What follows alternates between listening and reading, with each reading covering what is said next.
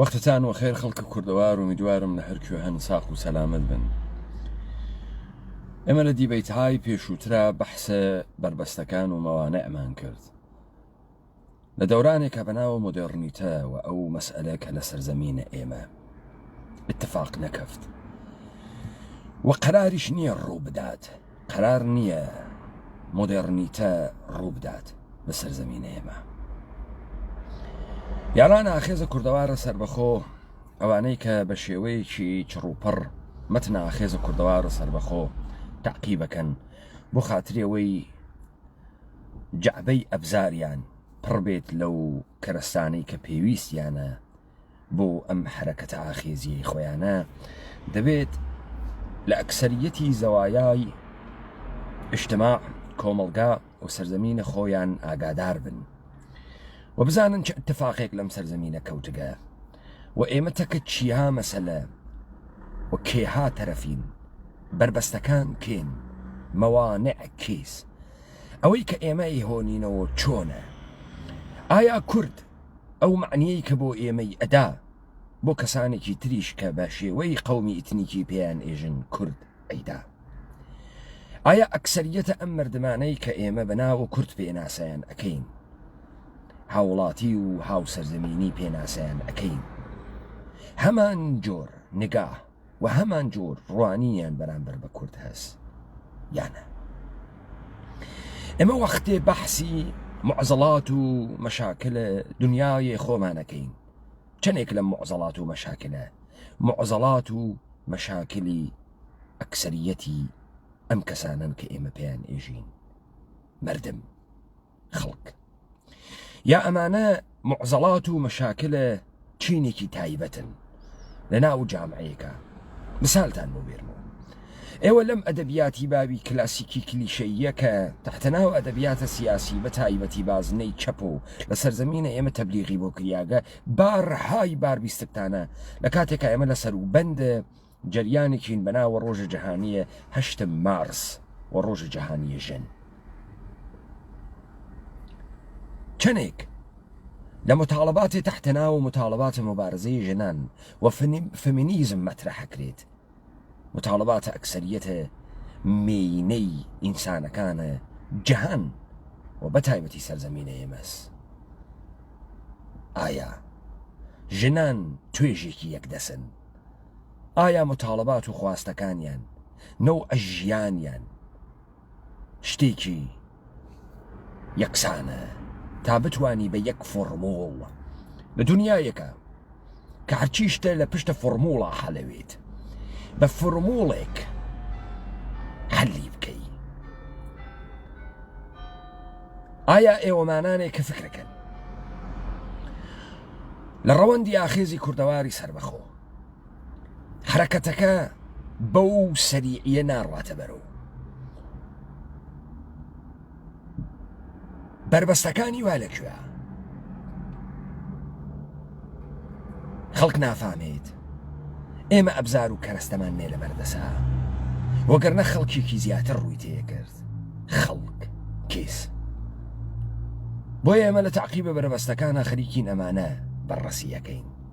ئەمڕۆیش تۆزێ تاقەتتان بوێت چون من گەرەکمە لە نمونەی زندگیە ئێمەمانان، ئێوەمانان و ژیانە ئێمەمانان و ئێوەمانان نمونەهایەک بێرمەوە. من لە دیبەیتەکانە پێشووترم و فرە مەسائلێکم مەترح کرد. من گەرەکم بوو تەفاوتە شارە مۆدێڕن مەترحکەم. من بەحسم کرد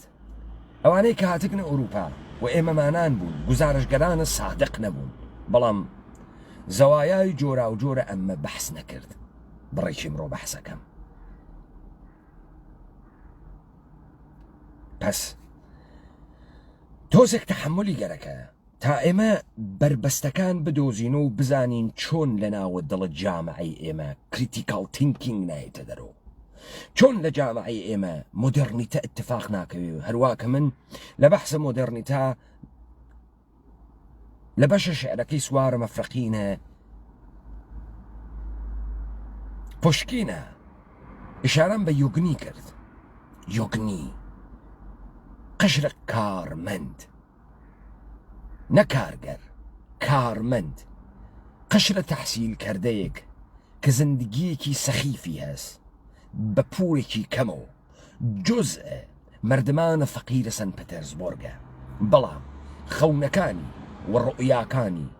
لە شغڵەکەی و لە وەزعیەتە خۆی سەخیفترە. معشوقێکی هەست لە خۆی فەقیرتر لە مەحلەیەکی فرە فەقیر نشینە شارە سەن پەتەرزبۆرگە، لە ناوە خەون و خیاڵ و ڕؤیایە ئەم معشوقە ئەخوازێت، ئەوێ تۆ ساحێوی مناڵ نەوەکانی ئەواتە دەرو ئەیان گەڕێنیت، ئارەزوەکانیشی بە ئەندازەی خۆی سەخیفە، موقعیەتەکەی سەخیفە. ئەم سەخافەتە نەک من نایژمی، بەڵکو پوشکین بە عەزەمەت و لە ناو شێعرەکەی دەریەخە. چەندێک لەو متاڵەباتانەی کە ئێمە تحت ناو متاڵەبات سیاسی، متاڵەبات اجتماعی، تحت عنوان ژیانە ئینسانی تعریفی ئەکەین و جزء متاڵەباتە ئەکسەریەتە مردم ئەم جامعانە. ئێمە چەنە جامعەی خۆمانە ناسین، چەنێ ئەزانین کە مردمە ئێمە چیان گەرەکە. 4 ساڵ لەوە پێش و ڕاپەڕینە کوردەوارە سەر خۆ ئەو وەختە بەر لەوەی بگۆڕێ بە ئاخێز و کوردەوارە سەر بەخۆ مەسئلەیەکی مەترح کرد لە ژێرە ناوە جنبشە عزت و کەرامەتە، خەیلێ بەرتر لەوەی کە ئەمساڵە مایکل سەندڵ بێن بەحسە دیگنەتی و کەرامەتە کار بکەن. ئاخێزە کوردەوارە سەر بەخۆ مەسئلەیە کەرامەتی گەڕاندەوە ناو ئەدەبیاتە سیاسی، حوزەی ئەجتماعی ژیانە ئینسان لە سەرزەمینە کوردەوارە. وەیستە تۆ ئەوێنی وردە وردە لە مەراکزە ئەکادیمیکە بەرتەر جیهانە ئەمڕۆژە مەسئلەیە دیگنەتی مەترح کرێت و دووبارە. چەندێک لەم مەسائلانەی کە ئێمە مەترحی ئەکەین دەغدەغەیە زەهنیەتە ئەکسەریەتە مردمە ئێمەن. کورد بۆ من چ معنایەکی هەست، بۆ ئەویکی تر چ معنایەکی هەست. کورد بۆ ئەکسەریەتە مردمانێک کە لەم سەرزەمینە خۆیان بە کورد ئەزانن چ معنایەکی هەست. چۆن ئێمە لەم زوانە تێ ئەگەین، دیلماچکردنە زوانەکانمان چه شەکڵیە، مەفاهیمێک من مەترحی یەکەم هەمان تەرجمە لە زەهنە تەرەفا دروست ئەکات یانە. خۆ بۆ ئەمە ئێشە تاقەتتان بێ چون گەرەکمە مەسائلێک مەترحکەم، بەحسێک مەترحکەم کە زەوایایەکی فرە ئەگرێتەوە. بێکاری یعنی چی؟ فەقر یعنی چی؟ برسێتی یعنی چی؟ ئەم بێکاری و فەقر و برسێتی و مناڵانە کار و کودەکانە ئەزدەواج و مناڵانە زەواج دەغدەغەی کێس، دەغدەغەی ئەکسەریەتە جامعەس. جامعە بەو تعریفە غەربیەی، بەو تعریفەی مارکس کردی، بەو تعریفەی جامعە شەناسان کردیان. با بەڕەسیکەین تا بزانین بۆ مدەرنیتە لە سەرزەمینە ئێمە اتفاق نەکەوت و قەرار نییە بکەوێ. ئەلا ڕەقمەوەی کە ئێمە زەواهرە مۆدەرنیزاسیۆنمان هەست، ئەبزارەکانیمان هەست، کالایمان هەست، بروکراسیمان هەست، بازارمان هەست، دەوڵەتە کۆرپۆرەیتیمان هەست، دانشگامان هەست، تەحسیلاتە مەجانیمان هەست. چه اتفاقی لەم سەرزەمینە کەوتەکە؟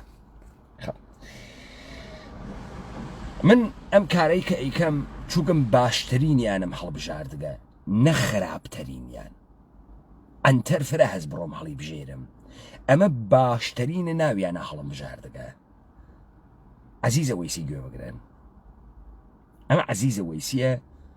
10 ساڵە پێش 15 ساڵە پێش تازە خەریکە تێت، سەر و سوێڵی تاشیگە تازە خەریکە تێت. عەزیزە وەیسی گوێ لێ بگرن. ئەڵبەتە لەگەڵ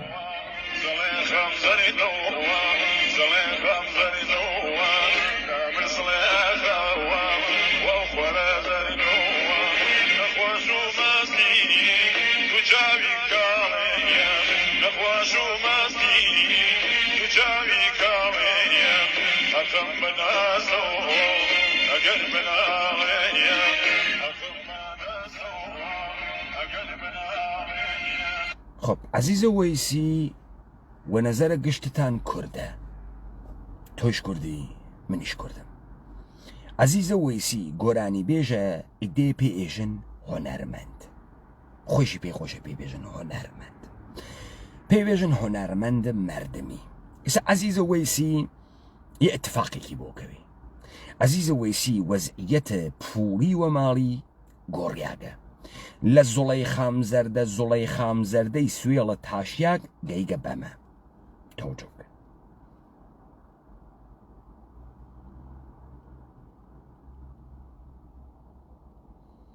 من دیسان تکرارێکەم و عزیز ویسی لە فرەیەکیان خاستەرە کە ئێمڕۆ هەن.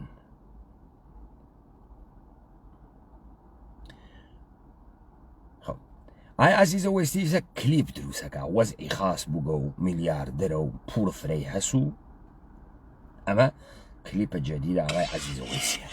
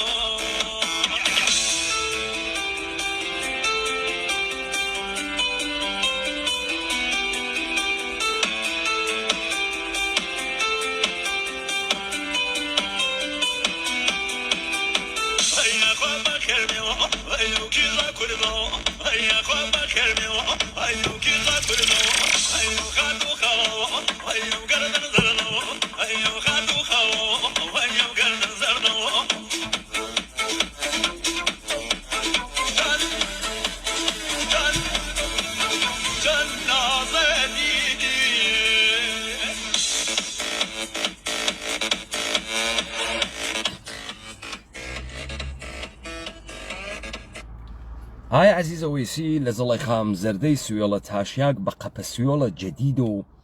بە کوتوشەواڵە لایلکس و بە حرەکاتە تەختە شەڵەنگی و کلیپە جەدید ئەداتە دەرە و تەحتە ناوە خاڵسیاگیان لەیلیگیان وەی چه نازەنینی، نازانم چیچی خواوەن ڕووی سەرزەمینی. چه اتفاقی کەفتگەن؟ تەکستە تەرانە مۆدەرنە، ئەنتەریاتە پشتە تەرانە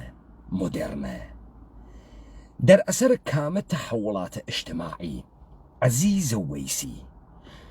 لە زڵەی خامزەردە، زڵەی خامزەردە ئەویش بە دەمە قۆپانێکی چەرمەگ و سوێڵە تاشیاگ و سەحنەهای ژەستە عەکسە مەیدانە ئازادیە تاران تبدیل بووگە بە کلیپە ڕەخسم مەخلوتە برێکدانس و تەختە شەڵەنگیە خاڵسیاگیان لەیلیگیان وەی چە نازەنینی. چه تەحوڵی اتفاق کەوتکە؟ عزیزە ویسی مەرقوب کێس لەگرا ئەتوانی بەحسە لایف ستایل بکەی، بێژی عزیزە ویسی خەریکە ئێرزای لایف ستایلە کێەکە توێژە ئیجتیماعی کامە توێژە ئیجتیماعی. عزیزە ویسی گۆرانی بێژە کێس کورد، تەمامە کورد، ئەو مەجموعە کولیەی کە پێ ئێژن کورد، چون بە قەوڵە ئێوە بە زوانە کوردی تەرانەی کوردی ئەخوێنێ. بزان ئێمە واینە ساڵە 2021 إشل لسرزمين إيما على رقم مودرنيزاسيون يكسري اتفاقات مودرنيش در أسر الشعر نشيني دروس بويت إش طبقات اجتماعية دروس بويت إش اللايف ستايل دروس بويت توجه كان سؤال قورة أمسا لفاصلية بانزا صالية زلي خام زردي سويل تاش ياغا عزيزة ويسي تاقا بسيولة بويا كرياغو كتو الشروال لايلكس خالسياجان ليليان ويچنازنيني چه اتفاقي كفتك عزيزة ويسي ام پوري لكي هاوردگا كامه بش جامعي كردواري سابورت ام جورة لموزيك تخت حوزي متربي اكات كيكا اما مهمة شو من قرأك مواردة ام بحسبهم استلا كناريا من موسيقى كتر ليدم بما حزي عزيزي ويسيم ليدا بيس نفر هاتنا ولا يفكر استا من موسيقى كي فرنساوي ليدم بزانم چنيان درچن توجه بكن خب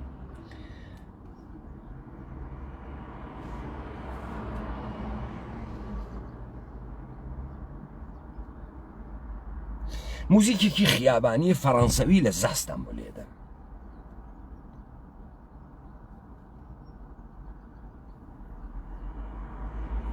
اگر اینترنت کم بیکد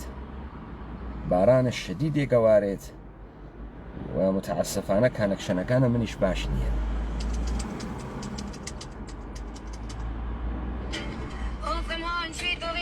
Je n'en veux pas des bijoux de chez Chanel. Je n'en veux pas, offre-moi une limousine. J'en ferai quoi?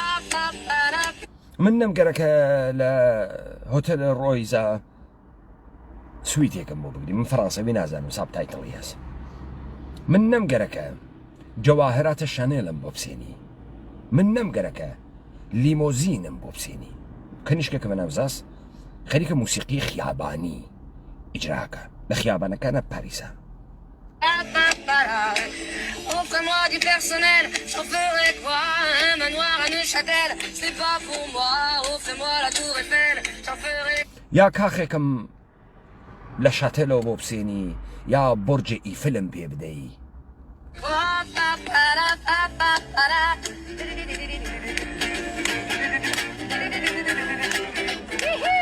Je veux l'amour, de la joie, de la bonne humeur.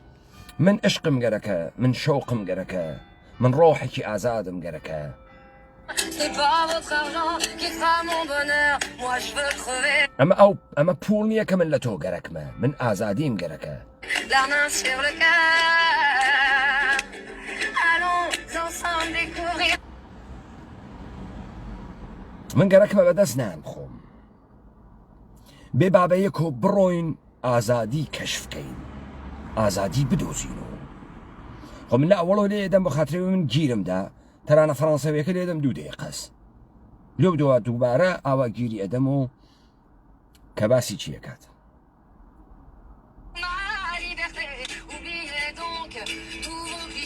به هرچی تعصب فراموشی کین بحقيقتي من خوشاتي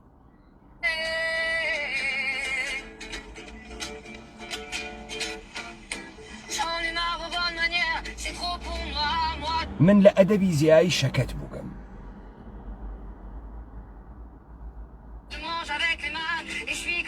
من آوامه قالك ما ودزنا عن بخوم قالك ما برز قصب كم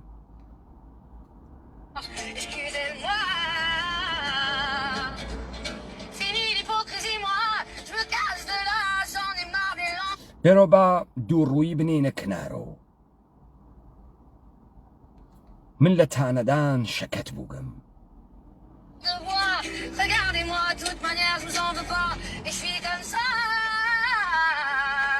بمن بنوار من حتى لتوت ورانيام من آوامه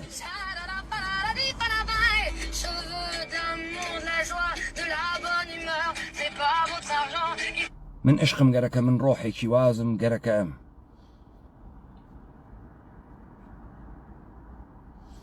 ئەمە پوڵە تۆ نییە کە من شادەکە. Ah, mon bonheur, moi je veux crever la main sur le cœur. Allons ensemble découvrir ma liberté. Oubliez donc. بێبا لەگەڵ یەک و دنیا بگەڕین، بێبا بە یەک و ئازادی کەشف بکەین. کەنیشکە پاریسیەک ها لە موسیقی خیابانیە ناوە خیابانەکانە پاریسە، ئەژێ بێبا بڕۆین بە یەک و ئازادی کەشف بکەین. کابرا مەحسوولە 300 ساڵ مۆدێرنیتەیە پاریسە، خەریکە لە تەرانەیە بە مەعشوق ئەژێ پوڵە تۆم نەگەرەک، نەمگەرەکە سویتێکم لە هۆتێل ڕۆیزا بەوگری، نەمگەرەکە بە ڕۆز ڕۆیز بێتە شوێنم، نەمگەرەکە فرە با ئەدە بووم، گەرەکمە بەرز قسە بکەم، گەرەکمەوە دەسۆنان بخۆم. من عشقم گەرەکە، ڕۆحبازم گەرەکە، کەشفە ئازادیم گەرەکە، من ئاوامە.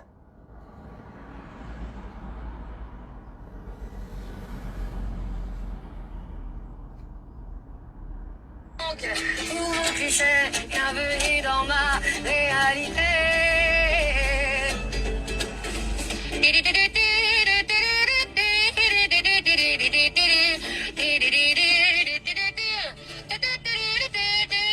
خب l'awwal gweban bem muzahmatin.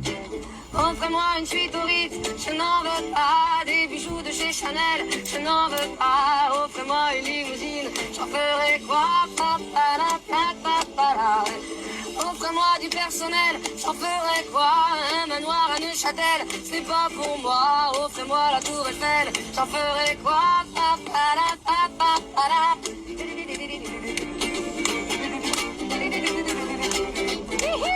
Je veux l'amour, de la joie, de la bonne humeur. C'est pas votre argent qui fera mon bonheur. Moi je veux crever la main sur le cœur. Allons ensemble découvrir ma liberté. Oubliez donc tous vos clichés. Bienvenue dans ma réalité.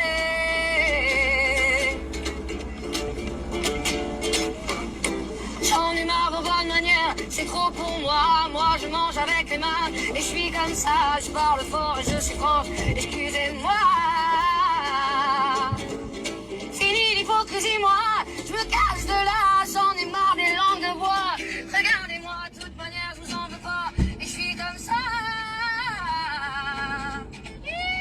Je suis comme ça.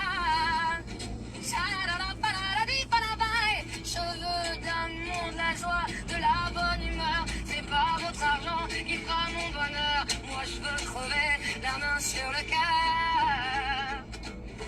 Allons ensemble découvrir ma liberté. Oubliez donc tous vos clichés. Bienvenue dans ma réalité.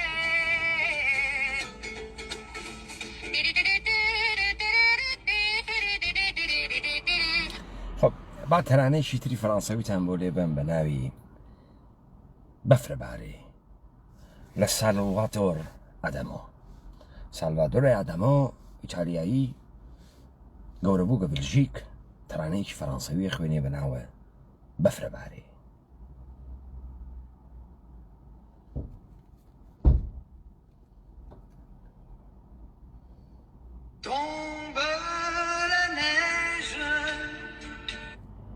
بەفرەبارێ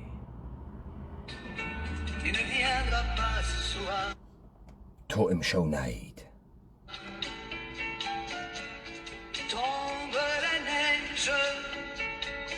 بەفرەبارێ وەقەلبی من و دڵی من لە پەرێشان حاڵی و خەفەتە ڕەشپۆشە.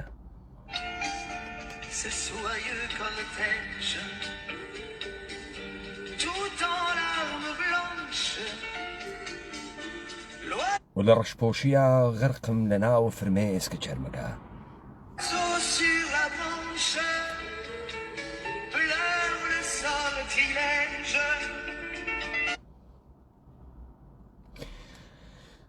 و پەلەوەرەکان لەسەر شاخەکان درەختەکانە لەم تەقدیرە ئەگرین. تۆم شەو نایی ناومێدی هاوارەکا بەسەرما.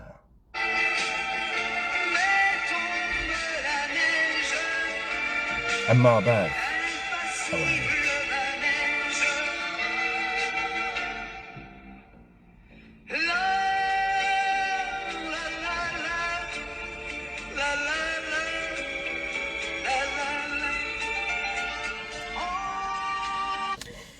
من دوو تەرانەی فەڕەنسەویم بۆتان لێدا، یەکێکیان موسیقی خیابان بوو. موسیقی خیابانە پارێس بوو، قەشرە متەوەسەتێک کە گەرەکێسی ئازادی خۆی لە دڵە خیابانە بوێنێتەوە، گەرەکێسی تەواوە سنوورەکانە دەسوپاگیرە قیود بشکێنێت، کەنیشکێک کە خەتا بە مەعشوق خۆی ئەیوت نەمگەرەکە سویتێکم لە مەشهورترین هۆتەلە پاریس بۆ بگری، نەمگەرەکە جەواهراتە شەنەلم بۆ بسێنی، نەمگەرەکە ڕۆز ڕۆیزێ بە شەوفەرەکەی بخەیتە اختیارم، نەمگەرەکە بورجە ئیفڵم بۆ بێری. من عشقم گەرەکە، من ڕۆح واوزم گەرەکە، من ئازادیم گەرەکە. شەکەت بووگم لە با ئەدەب بووم، شەکەت بووگم لەوەی کە بەدەستنان نەخۆم، شەکەت بووگم لەوەی کە بەرز بەرز قسە نەکەم. من ئاوا بێ لەگەڵ من با بڕۆین دنیا بگەڕین، بێ با بڕۆین ئازادی کەشف بکەین. ئەمە زاسوودی. ئەمە تەرانەیەکی ڕۆمانتیکی دەهەیە شەستم بۆتان لێدا لە سالڤادۆر ئادەمۆ، تەرانێکی فەڕەنسەوی کە تەسویرێک لە ڕۆمانسێکی فەڕەنسەوی بلژیکی بۆ ئێوە دروست کرد. چه اتفاقی لە پاریس کەوتگە کە زاست دروستەکە،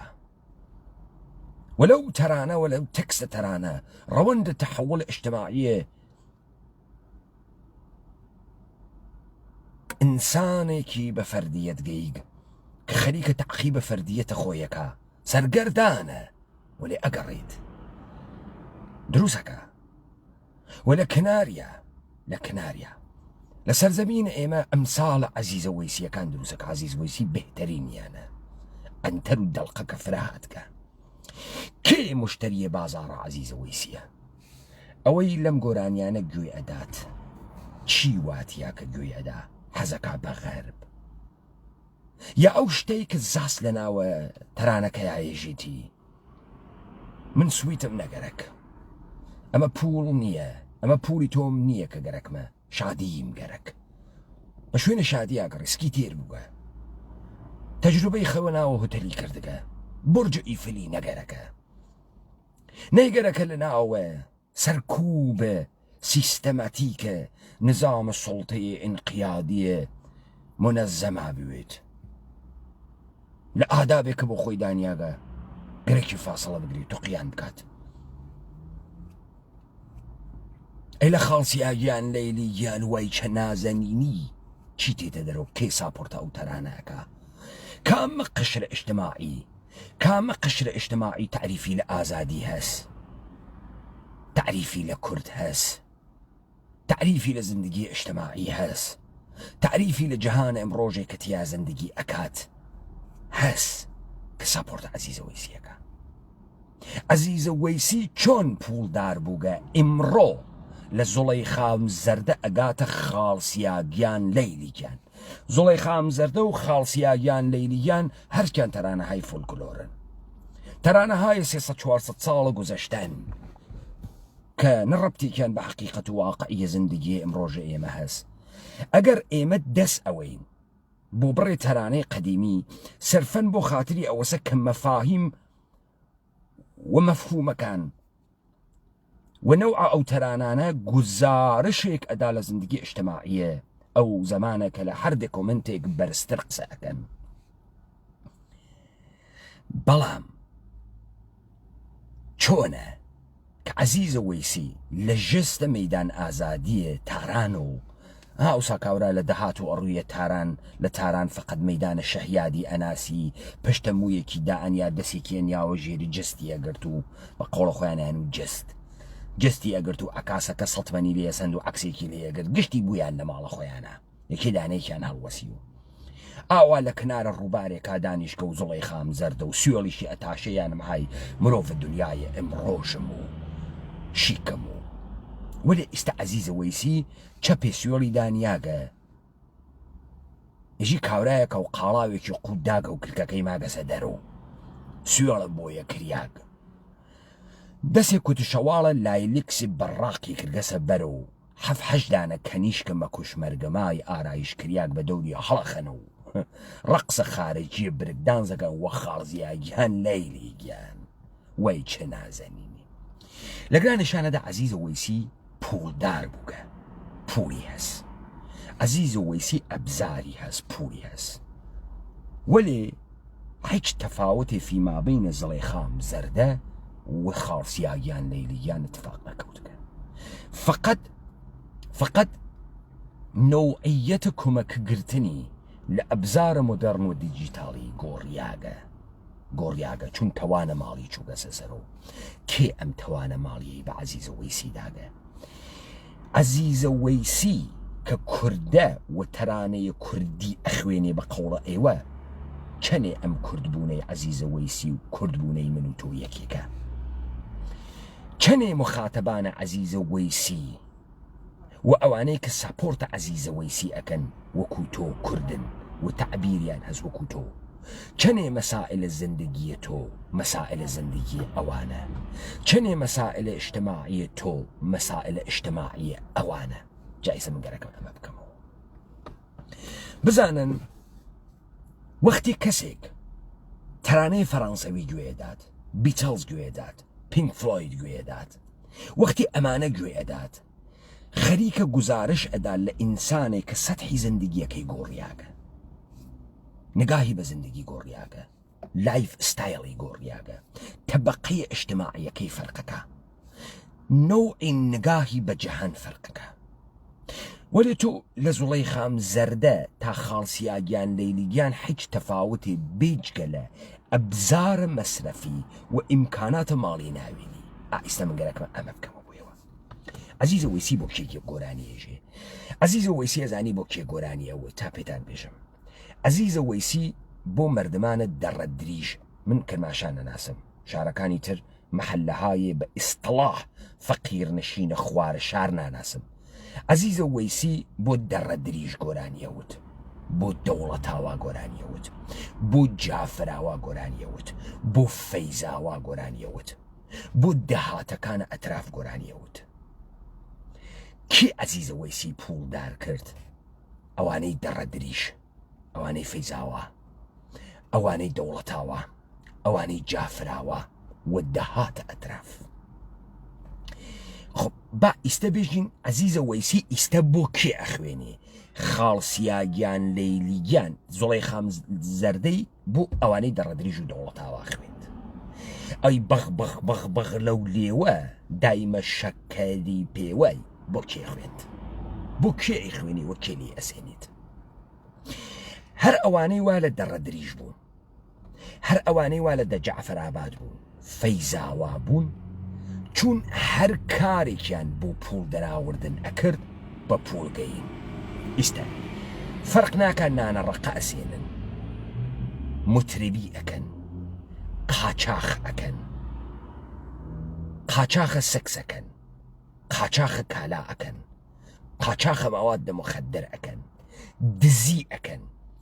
ئایفونە ماڵە مەردم ئەدزن ڕۆح ئەدزن تەنەکە ئەدزن فەرق ناکە پوڵ دەرتێرن و ئەمانە یەکتەک لە دەوڵەتاوا هەڵکنیان هاتنە نەوبەهار ئیسەوانە نەوبەهارە وانە 22 بەهمەنە وانە گوڵستانە کاورا بگە سوساحیوە 10 میلیارد تمەن ئەمە ئیمڕۆ ماشینەکەی ژێرە پای مۆنیکاس ماشینەکەی ژێنە پای پرادووە لەوانەیە یەخچاڵەکەی ماڵیشی ساید بای ساید دوێت بەڵام هەنووز کە هەنووزە حەز بە عەزیزە وەیسی ئەکا بە گۆرانیە خاڵسیاگیان لەیلیگیان ئیستە ئەو گۆڕیاگە تەبیعەتەن تەوەقوعەکە لە عەزیز وەیسی ئیتر زڵێ خام زەردە نەخوێنێ بە ستایڵە. عەزیز وەیسی ئێشێ کەنیشکە زەریف بێرێبی خاتە ناوە کلیپەکانی، ئێشێ شلەنگ و تەختەی خارجی بێرێ، کاورە دانسە خارجی بکە و خاڵسیاگیان لەیلیان تا مخاتەبە عەزیزە وەیسی و مشتری عەزیزە وەیسی کە ئمڕۆ ئیتروا لە نەوبەهارە فکر بکە گوێدانە بە عەزیزە وەیسی فرەشی کە چون لە گیتارە ئەلێکترۆنیک استفادەکە، چون لە ئیمکاناتە ئەلێکترۆنیکیە زەبتە سەدا استفادەکە و تەغییراتی داگە دڵن مۆدەرنیتە ئەتەفاق کەوتکە لەم تەرانە لەو ئینسانە کە ساپۆرتە عەزیزە وەیسی ئەکاچی اتفاق کەوتگە. کوردبوون هەمان معنای بۆ عەزیزە وەیسی و مخاتەبەکەی هەست کە بۆ من و تۆ هەسی. ئێمە وە بەرشەپۆ لە حەملەی کێ ئەکەفین؟ ئێمە کێین؟ بزانە یەک زمانی نیچە هات لە دێوانەی چراوە دەسا گوتی ئێوە خەتە فیما بەینە خۆرهەڵات و خۆرنشینتان پاکۆ کردو، یعنی خەتە فیما بەینە خاسی و خراوی، خواتان کوشت. پێوانەیە نەما ئێمە بزانین چی خاسە چی خراوە، نەما خاس خرا و خاسە ئیستە. هیچ خەتێک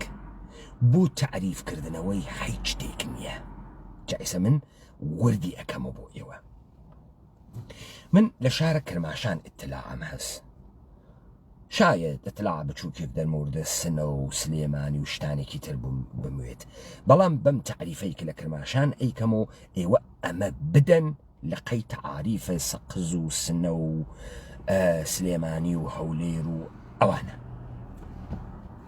جا بە تایبەتی تاران بزانن من گەرەک من نۆکتەیە مەتراکەم مەوانە ئەچین و ئەم مۆدەرنیتە بوو ئتفاق نەکەف و ناکەفێ. بزانە ئێمە لە ئەدەبیاتە چەپا بەحسە بێکاریمانە کرد. بێکاری ئێوە ئەزانن لە جامعی کرماشانە کێ بێکارە؟ ئەوە فکرەکەن کێ بێکارە؟ فکرەکەن ئەوانەی وانە مەسیرە نەفتە،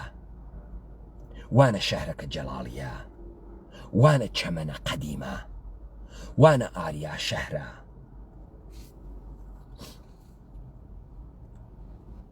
وانە بلوارە مەسکەنە،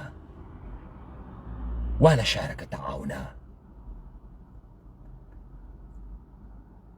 وانە دەڕە دریژە،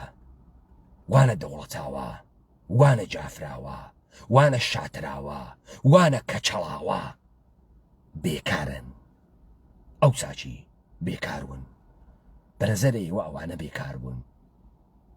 دەبا من تەرسیمێک لە محیتە دەوڵەتاوە و جعفراوە و شاتراوە بۆ ئێوە بکەم باویکەم. اتفاقا بزانە من دوێ کە بەحسە مایکل سەندەڵم هاوەرد کەوتی ئێشەی دیگنێتی بگەڕێنەوە بۆ کار. ئەوانەی وانە ناوی ئەم مەحەلەهایە حاشیە نشینە بە ئیستلاح شارە. لە ماڵێکی 40 متریە حد ئەقل 8 نەفەر زندگیەکە، حد ئەقل کەمەکەم. ئەگەر تۆ بێژی ئەمانە هەر یەک خانەوادەون، پیرەژن و پیرە پیاگیان تەکانەوێ ژنێکە و پیاەکە ژن و شوویەکەن، 6 مناڵیان هەست. لەم 6 مناڵە یەکێ نانە ڕەقە کۆکاتۆ، یەکێ پلاسی کۆنە کۆکاتۆ، یەکێ وا لە ناوی بازاڕەکە سیگارە فرۆشی، یەکێ لە بازاڕە ڕووزەکە باوکەکەیان، جێگەی تایبەتی ئەس خیارە فرۆشی، میوە ئەفرۆشی. ئەمە خانەوادەیەکی عادیە، گشتیان خەریکن کارەکە. ئەوانەی وا قاچاقیانە هاورد بۆ کرماشان، لە دەڕە دریژە تۆ ئەتوانی ئەسڵحە بسێنی، مەوادە مخدر بسێنی، لەش فرۆشخانەی واتیە، کاورا کالای قاچاقی لە جوان ڕوا لە پاوا ئەهاورد، ئەچوو هەر لەوێ ئەچووە شیرەخانە تریاکێ کێشە، لە شیرەخانە دەرئهادیانێ کەسێک بوو لە دەڕە دریژە بە خانەوادە بە ماڵ شیرەخانەی دانیاو. ژنەکەی ئەهاو شیرە و میرەی بۆت ئەهاورد وافۆڕیان بۆت ئەهاورد قوڵقوڵیان بۆ دەهاورد تریاکە کێشە هەڵە ئەسا ئەچوو بۆ ماڵێکی تر فەحەشەخانە بوو کاورا گەوادە ژنەکەی و کەنیشکەکانی و خۆشکەکانە خۆی بوو شۆخڵی بوو خلاصە لە یەک جێگەی ئەم مەحەلەها تۆ یەک نەفەر بێکار نابینی بۆ چون کار لە نەزەر ئەوانە و دەراوردنە پووڵە تعریفە کار بۆ ئەوان تەکە تعریفە کار بۆ کاورایەک وە لە کرماشانە قەوامی بوو یەک جۆر زندگی و لایف ستایڵی تەجروبە کرد و فەرقیە کرد بۆیە با من مثالێکتان بۆ لێ بەم ئەکسەریەتە ئەوانەی کە بەسیجی پاسدار نیروی ئینتزامی جمهوری ئیسلامی بوون یا خەڵکە جافەراوان یا خەڵکە ئاریا شارن یا خەڵکە شارەکە تەعاونن یا خەڵکە مەسکەنن یا خەڵکە دەوڵەتاوان یا خەڵکە کەچەڵاوان بۆ چون دەرەجە دار بوون لە ناوە ئەو مەحەلانە فرە مهم و کاورای کارمەندە دەوڵەتە کەنیشکەکان عاشق ئەوە بوون کاورا دەرەجەدارە نیروی ئینتزامیە شویان پێکرد دڵداریانە کرد تەکەم کاورا خۆ هەر لە شوغڵە فاڵگرتن تا ڕەمماڵی تا نوشتە نووسی تا فاڵە قەهوە تا لەشفرۆشی تا گۆرانی وتنە مۆتریبیە ناوە زەماوەنەکان تا سیگار فرۆشیە کنارە خیابان تا ئاویەخ فرۆشتن تا نان فرۆشتن تا دەستفرۆشی کردن یەک نەفەر لەم مەناتقە بێکار نەبوو یەک نەفەر بێکار نەبوو ئیستیشن نییە ئەی وەختێ تۆ بەحس لە بێکاریەکەی لە کرماشان منزورت کەیس منزورت تەبەقەی پوڵدارە نە تەبەقەی پوڵدار بێکار نییە منزورت تەبەقەیە بە ئیستلاح زەعیفە معلوم نییە تەبەقەی زەعیفە بە چه پارامەترێک و زەعیف معرفی کریاگە بێکارە بچۆ کارخانەی ڕۆنە کرماشانی واتیە کارخانەی لاسیکی واتیە شەهرەکە سەنعەتیە دە و دیزەڵاباتی واتیە بڕۆ گشتی مەشغوڵە ئەی کێ بێکارە کێ بێکارە کاورایەوە وا لە نەوبەهارە وا لە نەوبەهارە سێ کوڕی هەن چووگن دەرسیان خوێندەگە یەکێ مەدرەکێ لیسانسێ وا لە گیرفانیانە کار بۆ ئەوان یعنی پرستیژە ئیجتیماعی کار بۆ ئەوان یعنی پرستیژە ئیجتیماعی شخصیەتی پێبایەکەن کار سرفەن پوڵ دەراوردن نییە بۆیە ناتوانێ بڕوانانە ڕقە فرۆشی بکە ناتوانێ دەست فرۆشی بکە ناتوانێ گوێز فرۆشی بکە ناتوانێ ئاویەخ بفرۆشێ ناتوانێ مەشروب بفرۆشێ ناتوانێ مەواد بفرۆشێ بێکارە بێکارە چون منزلەتی پێبیانەکە تەوەجۆتان کرد بێنە سەر مەقولەی زەواج کوڕێک لە نەوبەهارە لەدایک بووکە لە ناوە خانەوادەیەکە جۆزە تەبەقەی متەوسط اجتماع نە پوڵدار وگن نە فەقیر وگن یە ماڵێکی سوا لەوێ و یە لایف ستایڵی لە زندگی هەست زاسکوێدا کە لەی گەورە بووگە مەعانیە تێروا لە ناوی زەهنیە ناتوانێ ژن بخوازێ چون ئەزدواج بۆ ئەوە نییە بڕوا دەسەژنی بگرێ بێری تێنای ئۆتاقەکەی ماڵە باوکی ماڵە مستەقلی گەرەکە پرایڤسی و حوزەی خوسوسی گەرەکە شغڵێکی گەرەکە کە منزلەتە ئیجتیماعی تیاوێت شغڵێکی گەرەکە کە ئەوەنە دەرامەدی بێت خۆی و ژنەکەی دەرحەدە زەهنیەتی خۆیانە زندگی بکەن وردە سەفەر بچن کۆنسەرت بچن سینەما بچن دەورە هەمیە شەوانەیان بێت مەسەلەن کتێبخۆنیان بێت ناتوانێ زواجکە یەک تەک 2 ملیار تمەن پوڵی نییە ئاپارتمانی سێنی نووسی بە هیچ بەدەست نایێت بێکارە وەلێ لە دەوڵەتاوا کەس ئەزدواجەکە ئایا لە مەعزەڵە ئەزدواج لە دەوڵەتاوا هەست نە کەنیشکێک لە دەوڵەتاوا گەورە بووگە لە مناڵی بووگەس و کودەکە کار بە خۆڵخۆی فاڵی گرکە ڕەماڵی کردگە دەستفرۆشی کردگار چی کارە کردیسی ئیستێشە ئەزدواج بۆ ئەو یانێ بڕات تەکی پێیەکە لە ژێری سەقفێکا زندگیکە ژێرە سەقفێک کافیە ئۆتاقێک لە ماڵێکە کافیە لە ناوە 6 نەفەرا لە ماڵی زندگی بکە کافیە دەڕێت ئەزدواج سوورەتەگری هەڵقەیەکە و دوودانە تەڵای ڕووکەشە و وەیە کۆڕۆنە ژێرە سەقفێک و زندگیەکەن ئەو ئەسڵ لایف ستایلی بۆ تعریفنەوە گەسەوە ئەو کار ئەکاسکی تێرگە پول دەربێرێ بۆیە تۆ ئەوێنیت مەواد ئەفرۆشی قەچاخە ئەسلحە ئەکا هەر چیەکە ئەکا لەش فرۆشیەکە پولدارەوێ بعد فکرەکە بە 10 میلیاردمن 5 میلیاردمن پولێکە دەری هاوردە هاتکە ئاپارتمانێکی سەنگە لەنەو بەهار تەبقەی ئیجتیماعیەکەی گۆڕیاگە نە ئەمە هەمان ساپۆرتەرە عەزیزە وەیسیە زڵەی خام زەردەس کاتکەسە ناوە ئاپارتمانی ئێستێ خاڵسیاگیان لەیلی گیان گوێەدا پس تۆ وەختێژی بێکاری بۆیە من دیبەی تێکمدانیا وتم نان مەسکەن ئازادی فاست تەرین چ بکە لە هیچ کوێ تاریخە طبقاتە زعیف قیامیان نەکردگە بەرسی قیامی نەکردگە درۆکە نە طبقەیە پولدار قیامەکە نە طبقەیە زعیف قیامەکە طبقەی زعیف بێکار نییە طبقەی زعیف ئەرزشەکانە خۆی و زندگی خۆی هەست تۆ فکرەکەی کاورای لە دەوڵەتەوە دانیشکە ئەفەهمێت تۆ وەختی بەحسی کوردایەتیەکەی چیگەرەکە ناو کوردایەتەکەی دەمە قۆپانە خاڵسی ئەگیان لەیلی گیانە زۆڵەی خام زەردە هەڵە خاتۆبی چون زندگیەکەی هەر ئەوە نەسە ئەو مەفهومێ بەناوی ئازادی مەفاهیمە زندگیە پیچیدە مەسائل ئیجتیماعی ئەسەن بووی معنای نییە هیچ معنایەکی نییە دەرکی ناکە نایفەهمێ معزەلە ئەو نییە وەلێ تێناگە لەم وەسەتە کێ خەریکە هاڕێت طبقەیە متەوەسطە جامە میدڵ کلاس خەریکە هاڕێت میدڵ کلاس ناتوانێ هەر کارێ بکا بۆ پوڵ ناتوانێ خۆ ئێستا با من هەر لەمە گوزەرێ بکەم بە ئەوروپا کامە کورد لە ئەوروپا خۆشبەختە گزارشە غەڵەت بە ئێوەدا ژە ئەوروپا بڕاستی خۆشە و خالی خاسە ئەمانە مناڵەکانە دەوڵەتاوا و فەیزاوا و شادراوا و کەچەڵاوان ئەو وەختە ئاوێخیان فرۆشتگە دەرامەدی کەموگە نانیان فرۆشتگە دەرامەدی کەموگە فاڵیان فرۆشتگە دەرامەدی کەموگە ئیستە لە بریتانیا بوو گەسۆ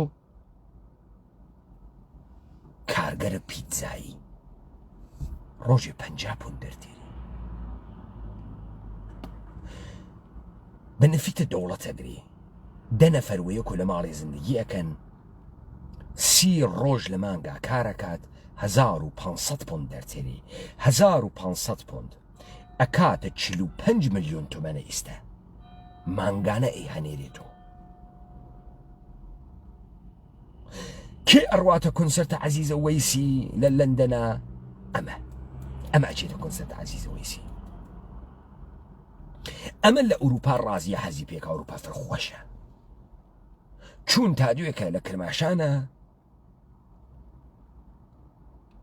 دەستکەنەیە کرد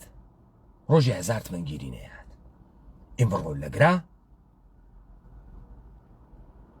50,000 تمەن دەرتێری 50 پوند دەرتێری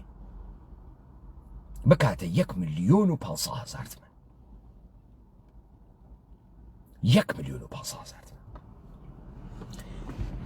ئەمە نە ئەفەهمێ ئازادی چییە ئەسە معنی نییە بووی نە ئەفەهمێ کەرامەت چییە ئەسە معنی نییە بووی بۆیە لەگرا حەشیشە فرۆشی مەوادە مخدرە فرۆشی قاچاخە سیگارەکە حەچیش دەیکە چون ئەو کار یعنی پول دەراوردن مەشغوڵ بوون جا تۆ بێک قشر کوردەکان لەم ئەوروپا تماشاکە وانە مەحەلەهای تێکەڵێکە کە کاوڵی ڕۆمانیایی واتیە کاوڵی هۆلندی واتیە کاوڵی فلانی واتیە هەرچی مەواد فرۆش و فەجایع و ئەسە ئەینی مەحەلەکانی شارەکانە خۆمانە لەوێ دوکانێ بە خۆی دانێت و ئەمیش مەوادە خۆی ئەفرۆشێت و مەوادە خۆی ئەکیشێت و ئەم دەفعە وەجێی تمەن پۆند دەهەنێرێتەوە ئەم نەئەزانی هونەر چییە نەئەزانی فیلم چییە نازانی سینەما چیە بەرداشتە خۆی هەست عەزیزم ئەمانە قشرە تەرەفدارانە ئیرەج مەهدیانن فەرهەنگ جەواتی بە قەوڵی ئەمانە جامعەی ئێمەسا بۆیە ئەوێنی متاڵەباتە من تەکە متاڵەباتە ئەوە فەرقەکە بۆیە کورد بۆ من شتێترە بۆ ئەو شتێترە بۆ ئەو کورد عەزیزە وەیسیە خۆیەسی ئەو کاری نییە ئەو یە شەرایەتێکی گەرەکە بتوانێت تیا پوڵ دەربێری نانە ڕقە ئەفرۆشی سکس ئەرە ئادای فرۆشی وەکو نایسەرە سنە وەکو جۆراوە گوێتان وابێ کوردبوون بوو کاورای نایسەری تەکە کاورایەکەوە لە مەحەلەیەکی بانی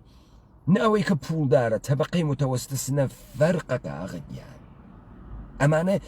ئەو لایف ستایلی هەست ئەم لایف ستایلی نییە نیسی ئەم فکرەکە پوڵ هەرچیشتە پوڵ هەرچیشتە و هەرچیشتە ئەو ئەتوانێت بە پوڵ تەمینیکە لەزا دەرهاوردنە پوڵ بۆ ئەو بە هەر شێوەیەک مەعنا زندگی و تێگەیشتووی ئەوەدا ئەمانە ئەکسەریەتە غاڵبن بە تۆ ئەوێنین لەگرای اتفاقی کەوتگە جەهانە جەدید بەرەو ئەو جێگە ئەڕوات تەبەقەی متەوەسط نەهێڵێت گشتی بکاتە ئەو تەبەقە بێ ئەرزشە و هیچ ئەرزشێکی نییە ناوەی کە بێ ئەرزش لە نەزەرە خۆیەوە بوێت یا ئەوەی کە کەسێک بێت ئەرزش گوزاری بکات نە تەبەقەیە کە فقط خواردنی بۆ مهمە و حەجێکی تری نییە هیچ گلۆریە هیچ شکۆیە هیچ نەخشە دەستخستنێ هیچ ئەرزش و بەها دروستکردنی بۆی معنای نییە هەنووز دەرگیرە مەسائلە ئەوەڵیەیسی گەڵ و ناوگەڵی سکی طبیعەتەن ئەو مەسائلە بۆ ئەو معنای نییە لەزا مۆدێڕنیتە لەگرا اتفاق ناکەفێ ئیدەیە شوانە موبایل و دەست دروست ئەوێ ئیدەیە شوانە موبایل و دەست دروست ئەوێ بەزا تۆ ئەوێنیت ئەمەی کە کەنیشکی تێزری کە زریکە کابەناوە فۆمۆنیستۆ هیچ ڕەبتێکی نییە بە کاورای کەنیشکە ئاریا شەهر و دەڕە دریژ و دەوڵەتە هیچ ڕەبتێکی نییە ئەو ئەسەن ئزدواجە مناڵ بۆی معنای نییە ئەو لە سنە 12 ساڵگیە فاڵفرۆشی کردگە جۆراوفرۆشی کردگە لیفرۆشی کردگە هاچی کارە کردگێسی کەوت کەسە ناوی محیتە بازار ڕۆژە 5 دەفە دەستیان پێ هاوردە ئەو لە خوایەسیەکی بێت بیخوازیە لە جاتی بە ئەو داستانێکی تری هەست لە زندگی بەرخوردێکی تری بە زندگی هەست هیچ کەسێک لەو مەحەلانەی کە من بەحسم کرد بێکار نییە بچنە مەحەلەهای خوار و حاشیێنشینە تاران پاسکایە نعمەتاباد شاپور بچن یەک نەفەر بێکار نییە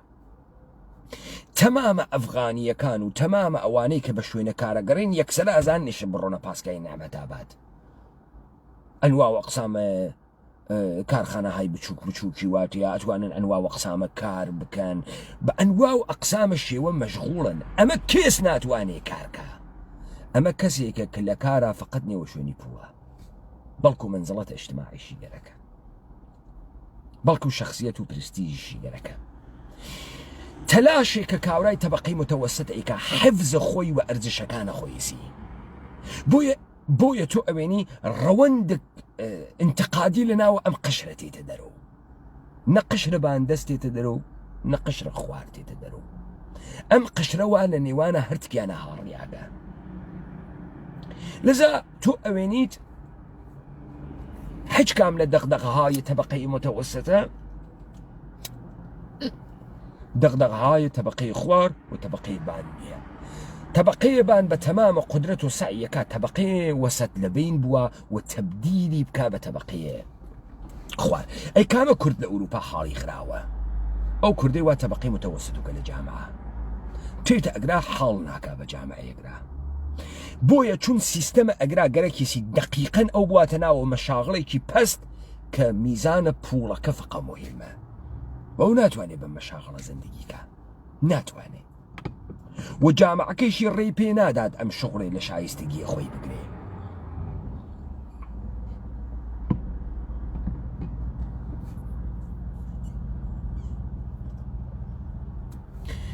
لەزا یارانە خێزە کوردەوارە سەربەخۆ بزانن ئەگەر تعریفە کورد بۆ تۆ شتێکی ترە و بۆ کەسێکی تر شتێکی ترە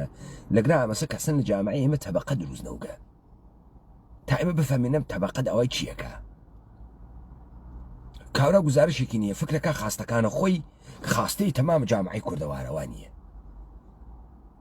ئەکسەریەت وەکو تۆ خۆی بە کورد نازانێ ئەو کوردبوونەکەی وا لە عەزیز وەیسیە. بۆیە تۆ ئەوێنی کۆڵبەر تێتە دەرەوە. کێک کۆڵبەر کووردە وەکو من و تۆ کووردە ئەوەسە تعریفێکی نییە. ئەو فکرەکە کووردە وەشی بڕا پوڵ دەربێری بۆ ئەم پوڵ دەراوەردنیشە شغڵ بۆ خۆی دروستەکە. ئەی ئەمانەی تێنە ناوە ئینستاگرام کێن ئەم کەنیشکە جەدیدانە واتێن لە شفرۆشە جەدیدن ئەمە هەمان قەیمیەکانن. ئەوسا عەزیزە وەیسیتان دیگە سیۆری تاشی گە و زڵەی خام زەردە ئەخوێنێ ئیستا عەزیزە وەیسی خارسیا یان لەیلی گیان ئەخوێنێ و موسیقیە تەکنۆوە شلەنگ تەختەیوە ئەمانە هەمان کەنیشکن. 15 ساڵە پێش ڕەماڵیان ئەکرد لە دەرە مەیدانە ئازادی و گاراژە ئیستا دوودانە عمەڵە جەڕاحیەکە لوتی عمەڵ ئەکات و مەمکێک و سکی عمەڵەکەوە 20 میلیۆن بن. تێت ئەوێت و دافە ئینستاگرامی دەوڵەتە ئێران حمایەتی لێیەکە حکوومەتە حریم حمایەتی لێیەکە ئەکەوێتە حڕاجە سێکسکردن تا دوێ کە تۆ کاورا لە دەوڵەتابادی ئیستا لچ سوور و چاو و زد و ئەمانە هەر ئەو قشرە بێ هۆڤیەتەنە وا هۆڤیەتیان پەیان نەکردە چون مۆدەرنیتە اتفاق نەکەوتگە.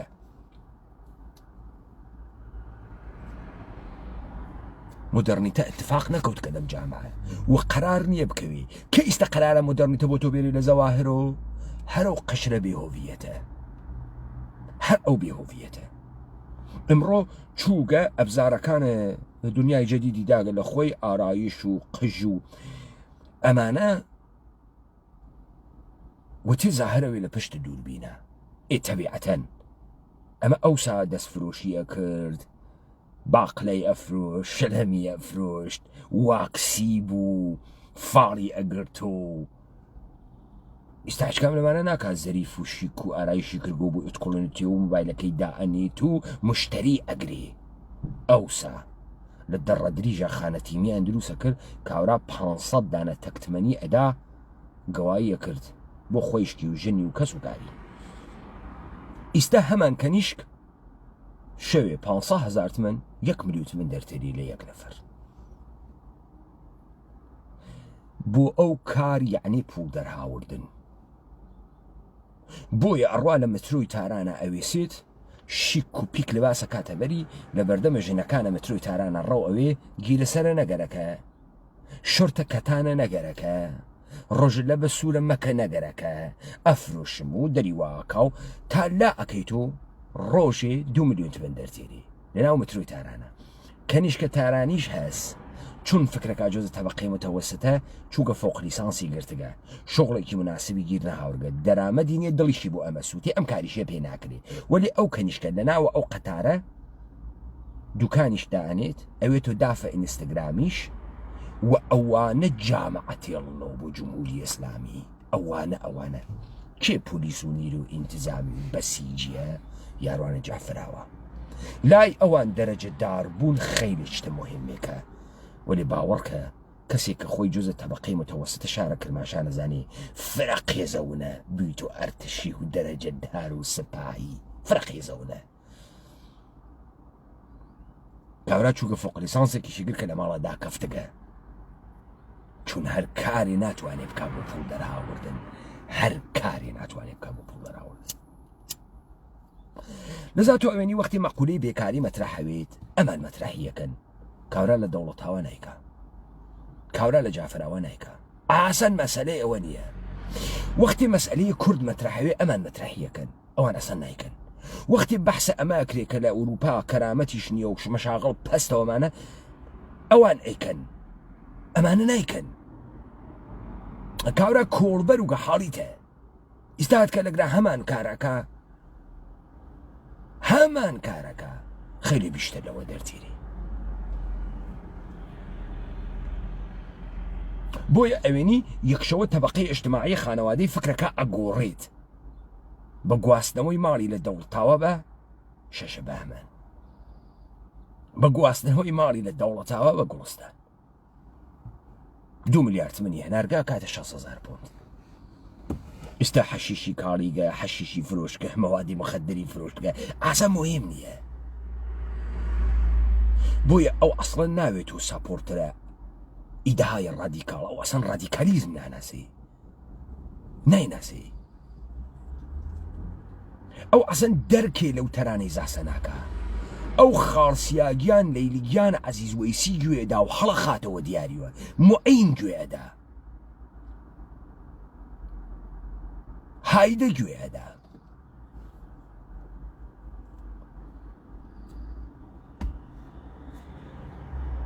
چون تەبەقەی ئیجتیماعی نییە، زندگی لە ئەوروپا بۆ کێ سەختەوێت؟ بۆ کەسێک کە لایڤ ستایلی بووگە لە سەرزەمینە خۆیان، بۆ کەسێک کە تەبەقەی بووگە، بۆ کەسێک کە زانی گێسی تەلاشی کردگە بفەهمێت چ کارەز لەم دنیا، تەلاشی کردگە بە ئەندازی دەسە خۆیەوە بێت تێتە مەملەکەتە ئەیهەنێرنە ئەدارەیە کار.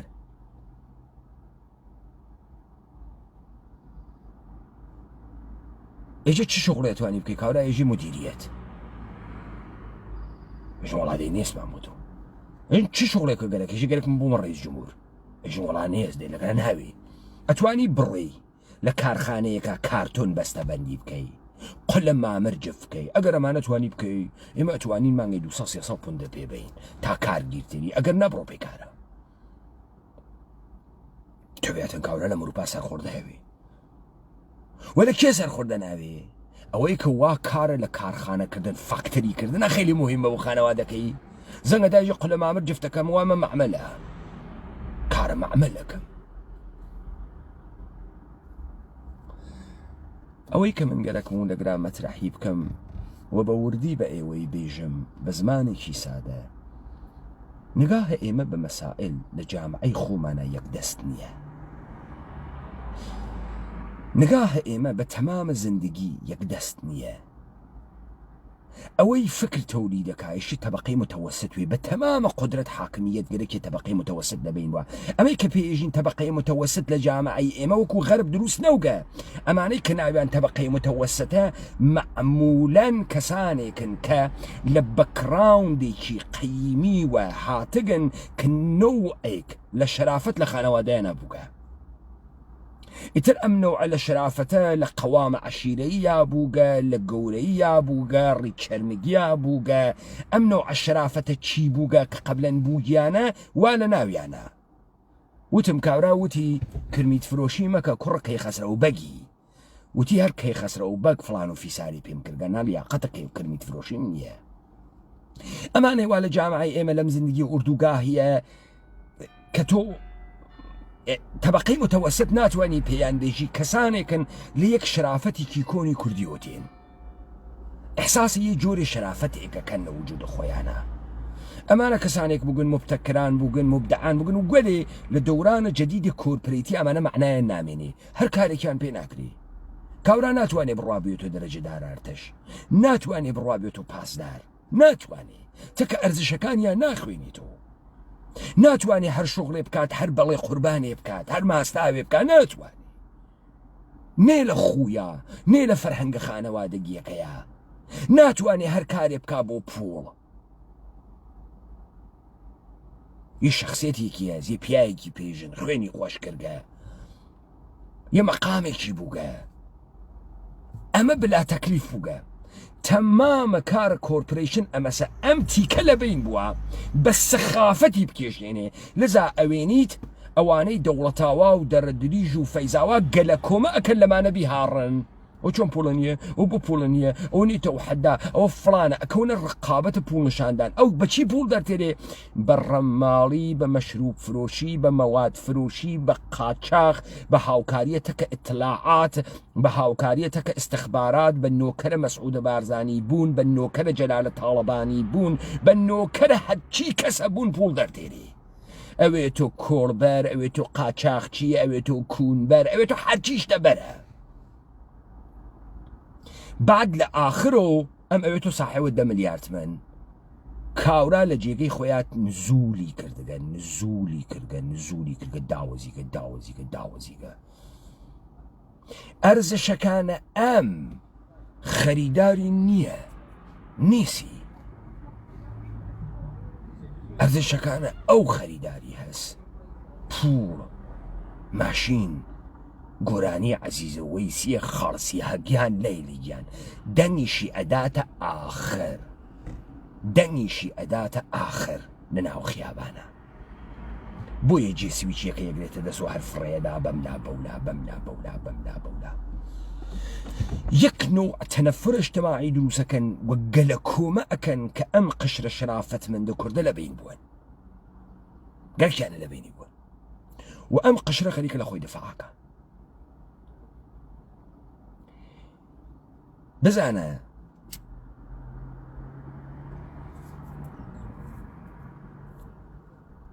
کاورا بۆ ئەوێتەوە ئەندامە حیزب دموکرات چون لە ماڵە باوکیان نانەوگە بیخوا چون بۆ ئەو هەر نان خواردن و سکتێرکردن کافیە دەمە قۆپان ئەپێکردن کافیە بۆیە وەختی ئەزانێت ناتوانێ مەشروب فرۆشی بکە و ناتوانێ فڵانە کار بکە و ناتوانێ ئەسلحە فرۆشی بکە و ناتوانێ چوزانم فڵانە کار بکات ڕۆکاتە حیزبی دموکرات لا حیزبی دموکراتی شاوێتۆ نۆکەری مچەی هجری و ئەوێتۆ نگابانە دەرەتوالێتە مچەی هجری و ژەمێ فاسۆلیا خەنە بەردەوی وێتو سەگە پاسەوانی و وەکو سەگ ئەوەڕێت و وەکو سەگ پاچە ئەگرێت و ئەمە ئاسڵەن ئەو گەلە کۆمە ئەکا لەم قشرە بە شرافەتی کوردە بیواتە دواوە بۆیە ئەو هیچ تعریفێکی لە کورد نییە هیچ تعریفێکی لە ئازادی نییە هیچ تعریفێکی لە شکۆ نییە هیچ تعریفێکی لە هۆنەر نییە ئەسەن نازانی بە شوێن چی ئاگەڕێ لەوانەی کە تۆ فکرەکە ئێشێوە شوێنیا بگەڕێ هاوەنێ خۆی خاسە زانی سکی تێرەکە ئەمێنێ تۆ لە ئیمکاناتی کە مەوجودە بە هەر شێوەیە گەشێ کەس بە لەزەت بکە بۆی ئەو دزیەکە بێکار نییە دزیەکە تا لا ئەەکەی تۆ زەنگە ماڵەکە ئەدزی تا لا ئەەکەی تۆ زەبتە ماشینەکە ئەدزی تا لا ئەەکەی تۆ لاسیکە ژێرە ماشینەکە ئەکاتەوە بێکار نییە ئەو تۆ بێکاری کاورا 8 مناڵی هەز یەکی بێکار نییە یەکی وا لە عسەلویە یەکی وا لە کیش یەکی وا لە تارانە یەکی وا لە خاکە سفیدا یەکی وا لە کوورەخانە یەکی خەریکە دەستفرۆشیەکە یەکی خەریکە کۆڵبەریەکە گەیشتی مەشغوڵە کارەکە کار وەکو خۆڵ ڕژیاگە چەند لەم ئوروپا موافقەون ئەوانە موافقەون تۆ حەیرەت ئەەکەی لەگرا چاو بەهینێ کوردەکەوێ هەرچی کارەیکە گەوادیەکە مەواد ئەفرۆشی مەواد ئەکێڵێ چقۆ ئەکێشی قاچاقبەریەتیەکە لەسەر $1000 2000 چقۆ ئەدەن لە یەکتری بچن نیوان لەگرا کەوتبنە زیندان لەسەر سێکس و لەسەر چقۆ کێشی بۆ یەکتری لەسەر $1000 ئەمانە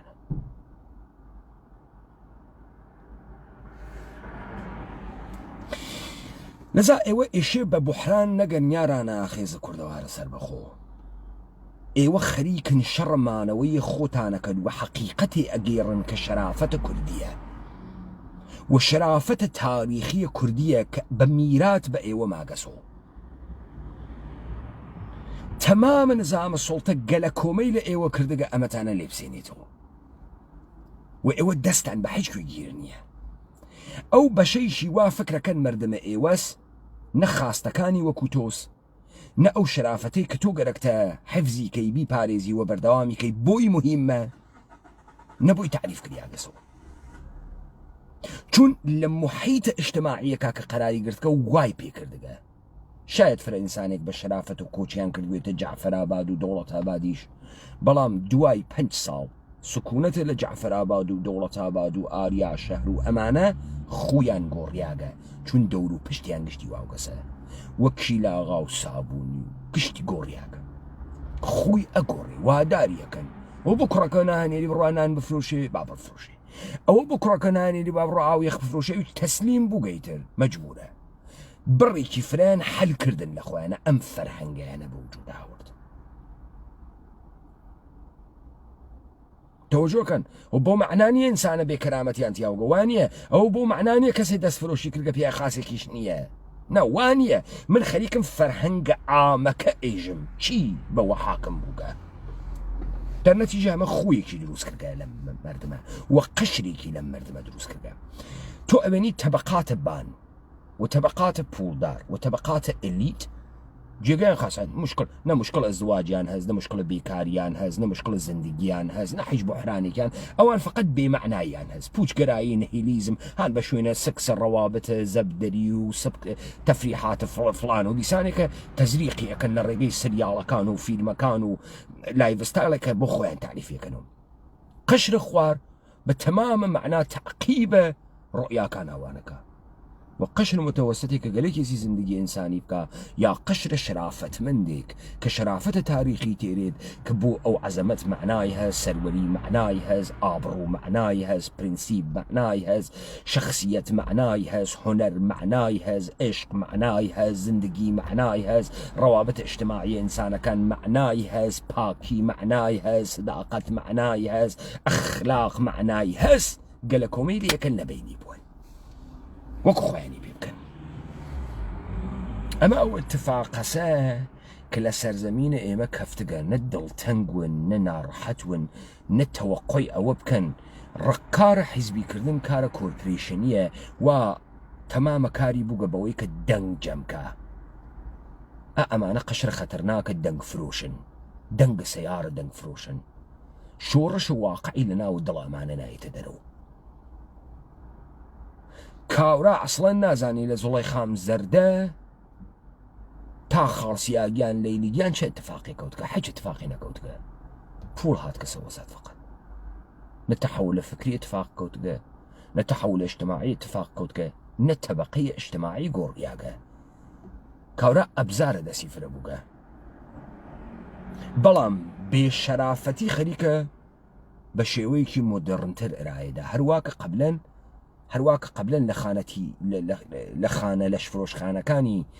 دەڕەدریژ و کرماشان و سابوو ببەخشن دەڕەدریژ و دەوڵەتاوا و جافراوا و سابوونی و مەسیرە نەفتا لەش فرۆشیانە کرد ئیستە لە ئینستاگراماییکەن ئەو سا سوغرا سێمەمک و پەری بڵەندە و ئیستە بووگە نووشین چیستەلا مەسەلە ئەڕوا قژیشی ڕەنگە کاو ئەکستنشنی لێ ئەدا و چاویشی ئەتڵیشێنێت و لوتیشی ئەمەڵە کاو سیلیکۆنە خاتە باسەنێوێت و دەڕەدافەکان هە حەلیمە کوردستان و سلێمانی و هەولێر و ئەیانوێنی وانە ئینستاگرامە و خۆحەڵی ناگەی و درزی مەمکەکانی خاتە دەرو تۆیە کە لە مەڵکەنیا دانیشتویت نەتەزانی لە سلێمانیشە فاحشەخانە هەست شیرە کێشخانە هەست نەدەزانی تۆ یەکن لە نەوبەهارە دانیشتووی نەدەزانی لەم کرماشانە ئەڕۆیتە جێگەی بە ناوی چەمەن کاورا تەپڵێکی خسکەسە من لێ ئەدا ئەروسیە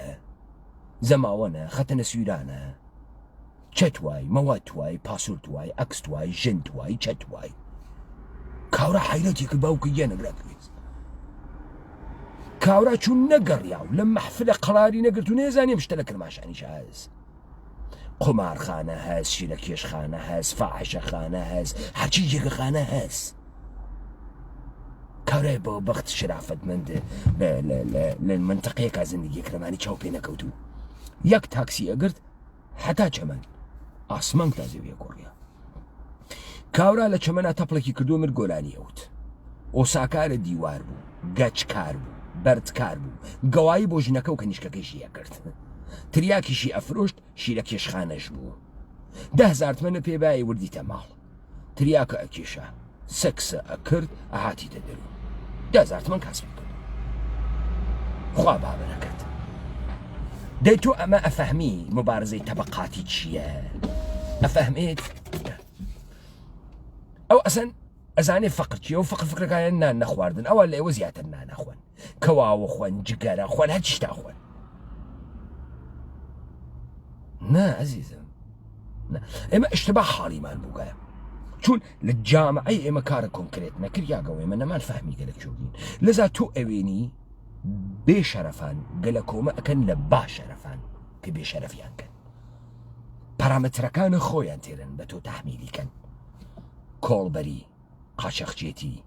فەرهەنگە مەسرەفە ماوادە مخدر فەرهەنگە ئبتزاڵە سەکسی فەرهەنگە پوڵپەرستی پوڵ بە دەساوردنە بە هەر شێوەیەک ئەخلاق و کۆڵەکە تەبدیلە بە پوڵکردن ئەمانە گەلە کۆمەل لەکەن وەلزا ئەوێنی کوردایەتیەکەش ها بەدەسە ئەوانەوە دەمە قۆپان کەواپان تۆڵ عەزیز و وەیسی خەڵسیاگیان لەیلیگیان تۆ گۆرانە ئینزیبات بەند بێژەکان ئیسماعیل سەردەشتی ئاوات بۆکانی هەشتی تێ هەڵدریاگت متر بە تەختە حەوزی کە لە جامعەیە ئێمە ئەوانە ئیستا پوڵدار بووگن لە کێ پوڵدار بووگن لەوانەی کە بێشرافەتن و شرافەت ئەفرۆشن و هەر کارێگەکەن بۆ پوڵ دەرەجەدارن بە سیجین کۆڵبەرن ئیتلاعاتین پاراستنن هاچیشتە هەن هاچیە تۆ گەرەکتە هەن ئەمانە زندگیان بۆ ئێوە سەختەوە کردەگەسەوە و ئێوە ناوێ بڕۆنە دواوە چون نەک تۆ بۆ ئێفە گۆرانی خیابانە پاریس ئەفەهمی کە ئەو لە خیابانەکانە پاریسە دوای 350 ساڵ مۆدرنیتەیە پاریسی گەرێکی بڕوە ئازادی کەشف بکە گەرێکی قیود دە پێی خۆی بکاتەوە سویتە هۆتلێک حاڵی پێنادات ڕۆژێکی بە شۆفر نەگەرەکە جەواهراتە شەنێلی نەگەرەکە بەڵکە گەرێکی ڕەها زندگیکە بۆ دانەیە پاریسی ئەمە لێ بدە بۆ دانێ دەوڵەتاواییژی ئای ئەوە چی چون جەواهرات شانەلم نەگەرەکە وەڵا شانل سەهلە ئاوتەڵایشم گەرەکە چ کەرێکە چۆن ڕۆز ڕۆیزم نەگەرەکە وڵا وەختە گیانم دەربێ بۆ پرایدی ئەوەمە نافەهمی تەبیەتەن موسیقیە و ئەوە نییە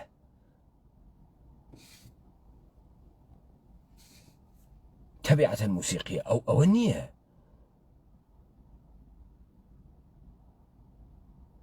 و تەبیەتەن ئەو دەرکە دنیایم ناکە لذا لەگرا ئەوە عەدەمە تەفاهم نییە